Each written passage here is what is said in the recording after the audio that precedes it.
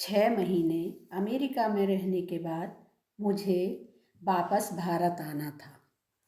पोती जो अभी 2 साल की होने वाली थी, उसको छोड़कर आने से मन बोझिल था।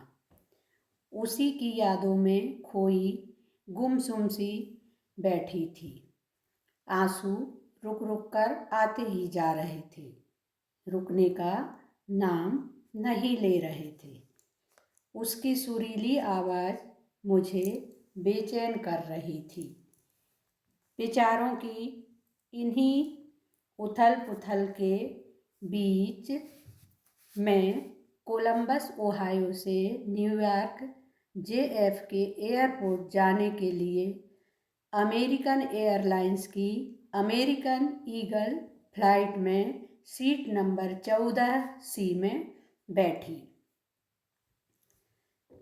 दिन का समय था और मेरी सीट विंडो वाली थी। यात्रा के समय मुझे खिड़की वाली सीट ज़्यादा पसंद थी। शायद इसीलिए बेटे ने खिड़की वाली सीट करवा दी थी। दिन का समय होने से बाहर का नज़ारा साफ साफ दिखाई दे रहा था। फ्लाइट उड़ने के कुछ देर बाद मैंने देखा हम काफ़ी ऊंचाई पर हैं। देखते देखते ही ज़मीन और कॉलोनियाँ नीचे छूट गई थीं। अब सिर्फ बादल और आसमान दिखाई दे रहा था। खिड़की से साफ दिख रहा था कि हवाई जहाज़ कभी बादलों के बीच से निकलता है और कभी बादलों के ऊपर से जाता है और कभी कभी तो नीला आसमान बिल्कुल साफ दिखाई देता है। इस सफ़र ने मेरे मन में सिहरन सी पैदा कर दी और गुदगुदाया भी।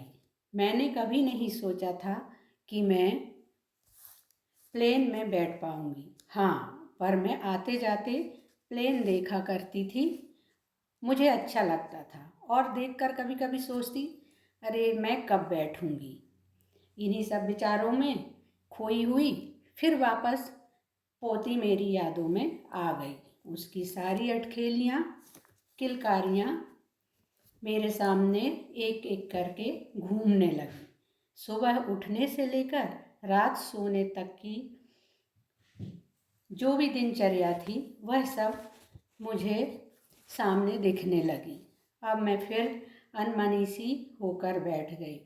जहाज़, हवाई जहाज़, बादल, हवा और आकाश की अटखेलियों को देख रही थी।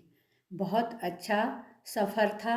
आप सभी भी सफ़र ज़रूर करें, आप लोगों को अच्छा लगेगा और बहुत कुछ अनुभव भी होंगे।